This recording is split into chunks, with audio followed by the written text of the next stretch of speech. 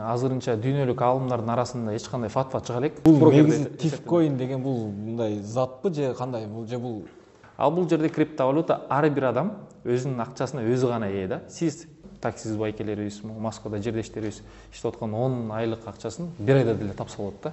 Анткени гарантия эми өлүмгө эле бар да мындайча айтканда. Биз мисалы үчүн 100 миң салтабыз, сен 100 миң салтасың, бул жак 500 миң салтат. Бул акчалар каяка кетти атат? Аларды ким иштетет атат? Мен ошол.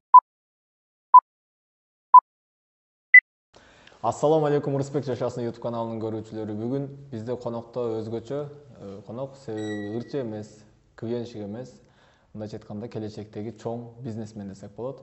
Ассаламу алейкум. Ассаламу алейкум. Кандайсыз? Жакшыбы? Бизде азыркы учурда аябай бир өзгөчө жаңылыктар, күн сайын жаңылыктар чыгып атат десек да болот. Криптовалюта боюнча силерге кененирээк маалымат берүүнү туура көрдүк. Бул жакта Орозбек инибиз ошол криптовалюта жөнүндө силерге кененирээк түшүндүрүп берсин. Негизги эле суроо ушундан башталсын. Криптовалюта бул эмне? Ассаламу алейкум кыргыз халкым, ассаламу алейкум Москвадагы жердештер. Криптовалюта деген бул негизи эле өзү 21-жылдын санариптик акчасы. Бул өзү жүргүзүүдө, бирөөгө жөнөтүүдө компьютерлик шифрлеген коддор аркылуу жөнөтүлөт да. Муну физикалык жактан кармай албайсыз, жана кагаз акча эмес, тыйын эмес да. Муну бирөөгө жөнөтүүдө эч кандай банктар аралашпайт да. Жана муну башкарып аткан бир дагы борбор жок. Анан азыркы жашоодо эң биринчи ойлонуп табылган криптовалюта бул 2009-жылы япониялык Сатоши Накамото деген программист ойлоп тапкан да. Ошол убакта эң биринчи биткоин бул биткоин болуп эсептелинет, эң биринчи криптовалюта. 2009-жылы 109 даанасы $1 сатылган да. Андан кийин жыл айланбай эле мунун бир штук даанасы 50 цент болгон. Анан азыркы убакта бир биткоиндин баасы $60.000 да. Кыргызстанда бир криптовалютасына иш учурунда 3 комната квартира алса болот. Ошондой эле бул криптовалютанын азыркы убакта миңдеген түрлөрү бар. Анан биз ушу кыргыз мамлекетинде кеңеш айланып иштеген аябыз көтөрүп чыккан тифкоин криптовалютасы менен брокер болуп иштеп атабыз. Деньги есть. Ошо.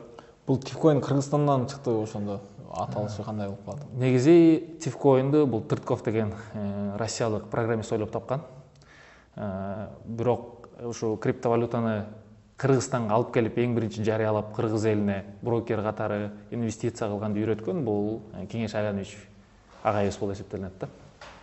Эң биринчи Кыргызстандан таралып жаткан криптовалюта тифкоин болот. Бул негизи азыр биз тифкоин жөнүндө аябай көп угуп атабыз. Бул жанагы бизде буга чейин аябай кыргыз элибизди кыйнап койду десек болот. Азыр эми акырында токтоп калды. Сетовой бизнес сыяктуу нерсе эмеспи? Мисалы үчүн киргенден кийин эки адам чакырасың, анан эки адам чакырат. Ушундай сыяктуубу же кандай? Жок, андай сыяктуу эмес. Анткени көп адамдар эле алданып бүттү да эми кыргыз эли 30 жылдан бери эгемендүүлүктү алгандан бери ар кандай сырткы мамлекеттерден келген сетевой маркетингтер бизди кыйнады. Бизде деле өзүмдө деле башында сетевой маркетинг эмеспи деген суроо болгон да. Ошондуктан бир жаңы нерсе чыгып аткан, аны өзүбүз деле акылга салып, изилдеп көрсөк болот экен да. Бул тифкоинго жумушка кирген адам сетовой бизнесте мисалы үчүн артынан эки адам чакырат, эки адамдан чыгарып пирамида болуп кетет го. Ошол сыяктуу ол адам чакырыш шартпы же шарт эмеспи? Шарт эмес. Бул жерде сиз өзүңүз криптовалюта менен ийгилик жаратып атсаңыз, туугандарыңызга, тааныштарыңызга айтсаңыз болот да. Жакшылыктын эрте кечи жок дегендей, досторуңузга өзүңүз ийгилик көрүп атасыз. Сиз байып кеткениңизде эмнеге айтпадың дебеш үчүн, сиз өзүңүз бактылуу болсоңуз, бай болуп атсаңыз, сиздин айлана чөйрөңүз, үй бүлөңүз, досуңуз ошо жашаган квартал, райондогу, мамлекет дагы ошондой жашаганга аракет кылыш керек да. Сиз бактылуу болсоңуз, сиздин айлана чөйрөңүз да бактылуу болуш керек да, укуктуу. Бул сетевой маркетингдин темасы эң башында турган адам бир продукцияны ойлоп табат дагы, аны дистрибьюторлор сата турган живой адамдар катары сата баштайт да. Ал адам өзү продукцияны көрөт да, кийинки эки адамды алып келет. Ар бир келген адамдан 50% акча пирамиданын үстүндө турган сетевой маркетинг башчысына барып чөйрөт да. Ал бул жерде криптовалюта ар бир адам өзүнүн акчасына өзү гана ээ да. Сиз мисалы криптовалютаны алдыңыз да, тифкоинди. Өзүңүздүн акчаңызга өзүңүз гана жооп бересиз. Баасы көтөрүлдү, саттыңызбы, пайдасын өзүңүз гана көрөсүз да. Бул инвесторлук варианты. Экинчи варианты бул как брокер катары. Мисалы брокер болуп иштесеңиз, бирөө сизге тифкоин алып келип сатам десе, алып сатып бересиз да. Ала турган адам келсе, дагы крипто биржадан алып ошол адамга сатып бересиз да. Алып сатуу бул негизи тифкоин деген бул мындай затпы же кандай? Бул бир нерсе сатып аласың акчага же жөн эле акчаңды тыгып инвестиция кылып күтүп турасың ошол жерден? Жок, муну акчага сатып алса болот. Акчага сатып алса дагы мунун өзү крипто биржалары болот да, мындайча айтканда крипто базарлары болот. Ошо крипто базарынын ичинен эле алып сатуу жүргүзсө болот. Бирок сыртта дагы буга машина, үй, физикалык нерселерди сатып алса болот да. Эң биринчи крупный покупка бул 800 миң биткоинга 2016 жыл, жаңылышпасам. Эң кымбат 800 миллион долларлык вилла сатылган да бир островтанчы. Ошондой эле бул мындайча айтканда 21 кылымдын акчасы келатат да. Уже 14-чү, 13-чү уровеньге өтүп атат десек болот да. Мен азыр кичине түшүнүктүүрөөк болсунчу, себеби элим мындай өзүм да кызыгып атам да ошол нерсегечи. Мисалы үчүн мен 100 миң акча салдым. Ал жерден эч нерсе албайм. Мен муну өзүм телефонум аркылуу башкарып турамбы ошондо? Акча салбайсыз, акчаңызга криптовалютаны сатып аласыз да. Криптовалютанын бул кандай жерде иштейт? Бул телефон бар, анан интернет бар жерде гана иштейт да. Алып сатуу деле бул биржада болот да, биржа базарында.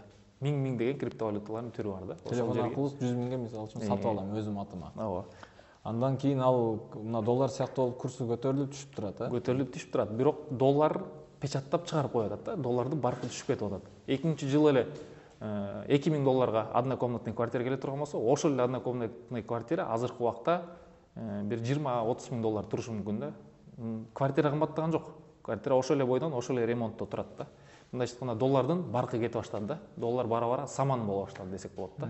Вы понимаете, о чем говорят все эти люди? Я нет. Кайсы продукция көбөйгөн сайын ошонун баасы түшө баштайт да. А бул тифкоиндин мисалы үчүн биздин мына Москвада жүргөн мекендештер өздөрүнүн жумуштары бар, повар, бирөө таксист, бирөө курьер. Булар дагы мисалы үчүн иштетсе, булардын убактысын албайбы? Кандай болуп калат? Криптовалютага, тифкоинга бизде негизи эки түрдө иштеген келет адамдар. Биринчиси бул инвестор болуп келет, экинчиси брокер болуп иштейт да. Инвестор деген криптовалютаңызды аласыз, акчаңызды салып криптовалюта аласыз дагы, как минимум жарым жыл күтөсүз да. Кааласаңыз жарым жыл, 1 жыл, 2 жыл күтсөңүз болот, эми ар бир адам күтүш. Жарым жыл тийгенге болбойт такыр ал акчага. Тийбей койгонуңуз жакшыраак да. Эгер орто жолдо баасы көтөрүлүп кете турган болсо, курстун каалаган убагыңызда алмаштырып алсаңыз болот. Бирок өйдө төмөн түшүп тургандыктан биз как минимум жарым жыл кармап туруңуз деп айтабыз да. Мисалы үчүн 100 миңге канча тифкоин келет? Азыркы убакта бир тифкоиндин баасы 11-10 доллар түзүп атат.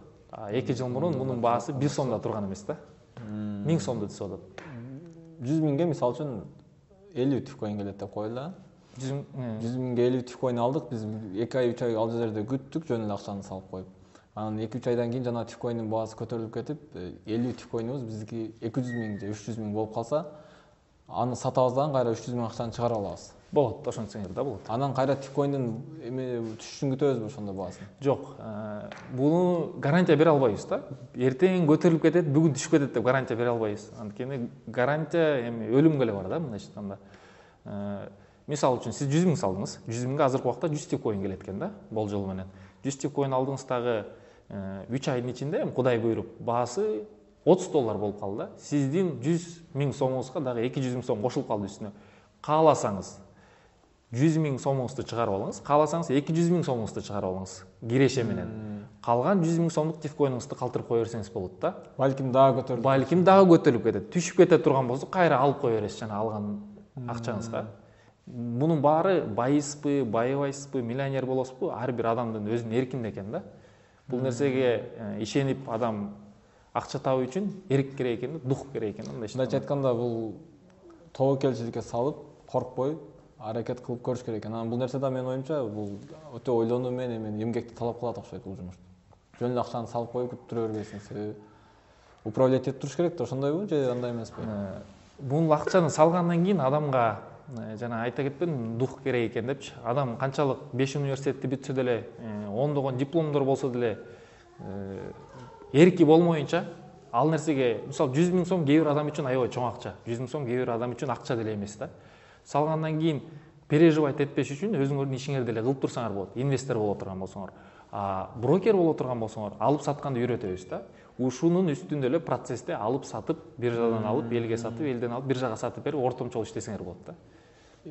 Эгер инвестор болсоң, акчаны тыгып коюп өзүң жумушуңду кыла бересиң, а эгер ал жерге жумушка кирсең, анда өзүң жумушуңду ташташыңа туура келип калат ушундай, негизи азыр аябай азыркы учурда мындай бат өзгөрүүлөр болуп атат. Негизи бир адамда өзгөрүш негизи кыйын го биздики. Жаңы нерсени келгенде мындай жаңы нерсеге өтүш негизи аябай кыйын нерсе да. Анан сен мага Инстаграмдан жазганда өзүм да аябай кызыктым. Ушул нерсени көрүүчүлөр менен да бөлүшүүнү туура көрдүм. Себеби балким бул жакшы нерсе. Балким жаман нерсе. Мен аны толук билгим келди да. Биз мисалы үчүн 100 000 салтабыз, сен 100 000 салтасың, бул жак 500 000 салтат. Бул акчалар каяка кетип атат? Аларды ким иштетип атат? Мен ошол жерден аябай таң калдым да. Ооба, көбүнчөсү эле ойлойт экен да. Биз ушу криптовалютаны адамга сатып берип аткан маалда акчаны алып эле пресстеп сейфке салып атат деп ойлошот экен да. Жок. Мисалы үчүн 90-чы жылдарда эле 2000 жылдарда эле обмен валюта жок болгон да. Ошондо аэропорт, вокзалдарда, базарларда адамдар колдон колго эле акча алып берип, сатып берип обмен валютаны көчөдө эле жүргүзүшкөн да. Анан азыркы убакта обмен валюта бар. Мисалы үчүн сиз келип менден 100 тифкоин ала турган болсоңуз 100 000 сомго, мен ошо 100 000 сомго дагы биржадан тифкоин алам да. Алып башка ала турган адамга сатып берем да. Мисалы үчүн мен обмен валютамын да. Брокер, ортодогу обмен валюта мындай жалпак тил менен айтканда. Что я не понял? Бул нерсе мисалы үчүн азыр биздин орто эсеп менен эсептегенде мекендештерибиздин айлыгы 50 000, 60 000 деп коелу. Анын ашып кетсе бир 10 000-ин ошол эмеге сактай алат менин оюмча. Анысы деле акчасын сактап атпайбы? Ошол нерсе менен иштесе болобу же 10 000 менен же ал нерсени сунуштабайсыңар? Каалаган суммалар менен иштесеңер болот. Бул жерде жана айта кеткендей эле эрк керек экен да. Канча акча салганга даяр болсоңор, ошончо акча табасыңар да. Бул жерге акча салып атканда дагы, акчага криптовалюта алып аткан кезде дагы биз айтабыз да, кредитке алган акчаңарды ломбардка, карызга жана акыркы нанга деген акчаңарды салбагыла. Жоготуп алатсаңар, күйүп кете турган болсоңор, не жалко боло турган акчаны салгыла дейбиз да. Бирок именно тифкоин криптовалютасында күйүп кетүүнүн деле 3 эле түрү бар да, күйүп кетсе болот да, 3 вариантта. Биринчиси бул дүйнөбүз боюнча интернет өчүп калган болсо, экинчиси бул ошо криптовалюта алып аткан кезде 12 шифрленген код берилет, 12 сөздөн турган. Ошо 12 сөздүн бир эле тамгасын жоготуп ала турган болсо, криптовалюта күйдү десе болот да. Анан үчүнчүсү баасы түшөт да, көтөрүлүп турат. Түшүп кеткенде адам коркуп сатып турган болсо, инвестор, ошондо банкрот болот да. Калганда азыркы убакта криптовалюта менен уже Кыргызстанда 6000-ге жакын адам держатель болуп атат. Анын ичинде 400 брокер ушунун баасын көтөрүүдө иштеп атабыз да. Бул нерсе негизи аябай көп убакытты талап кылат экен. Мисалы үчүн азыр 100 000 салып койсо, бир 3 ай, 4 ай, 5 ай, билинбеген менен 2 жыл, 3 жыл жүрөсүң да бул тармакта. Ким кепилдик бере алат бул тармак толугу менен ушундай бузулбай, бузулуп кетпей кетишине? Кандай кепилдик бар? Жана айткандай эле кепилдик жазында козу кунажын алсаңыз деле күзүндө жылкы кылып сатасыз да. Бирок ага деле орто жолдо жемиш берип турушуңуз керек, суусун берип. Бирок мен кепилдик бере албайм, ошо жылкыңыз күзгө чейин өлүп калбайт депчи. Криптовалютада деле мен өсүп кетет деп кепилдик бере албайм, булда деле прогноз бар да. Мүмкүн деген сөз бар да, өсүп кетиши мүмкүн. Ошону түшүп кетпей турганында биз ушу 400 брокер аракет кылып иштеп атабыз да, көтөрүүнүн үстүндө. Ылдый түшүп кетсе дагы биз көтөрүүгө аракет кылабыз. Түшөт бул, албетте. Азыр 10 долларын алсаңыз, эртең 5 долларга түшүшү мүмкүн.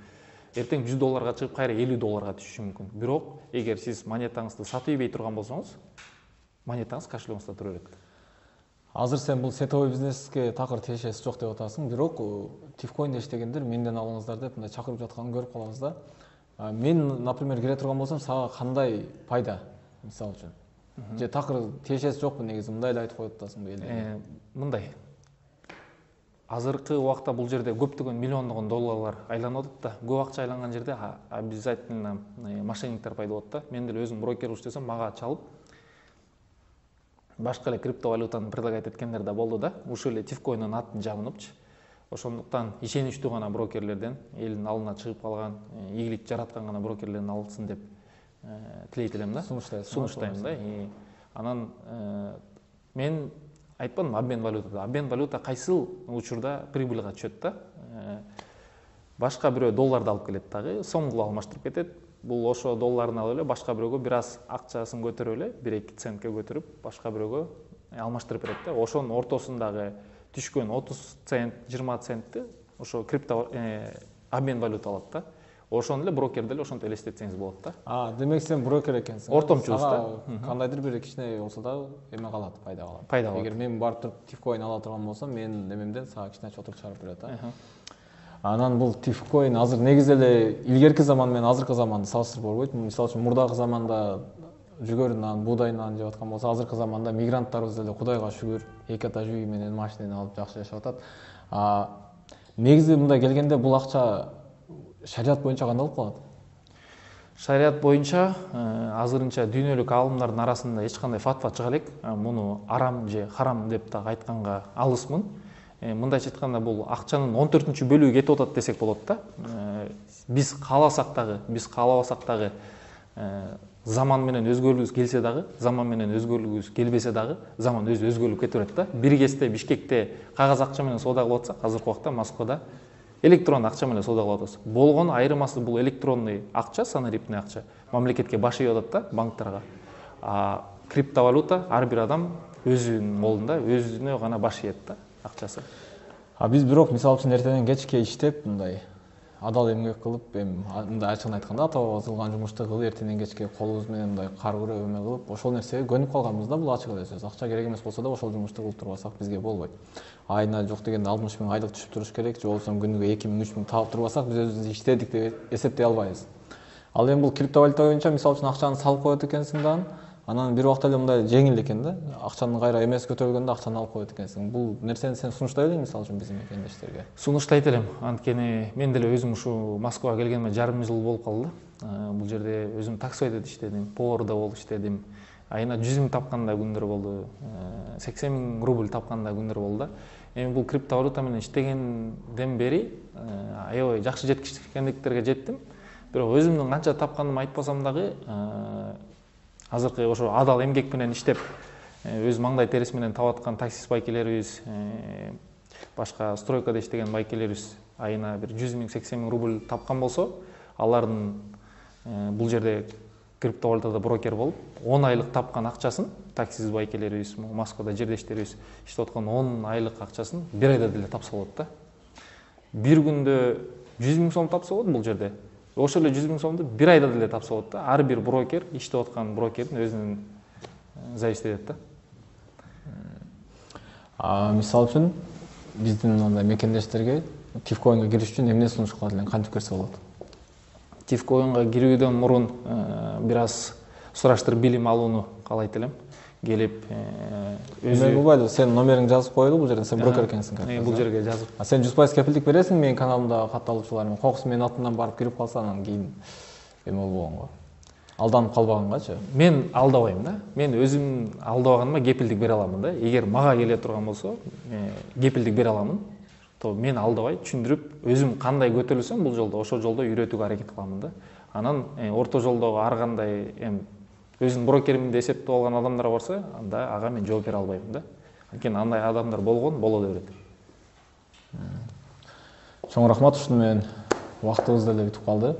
Анан акыркы суроо мындай болсун.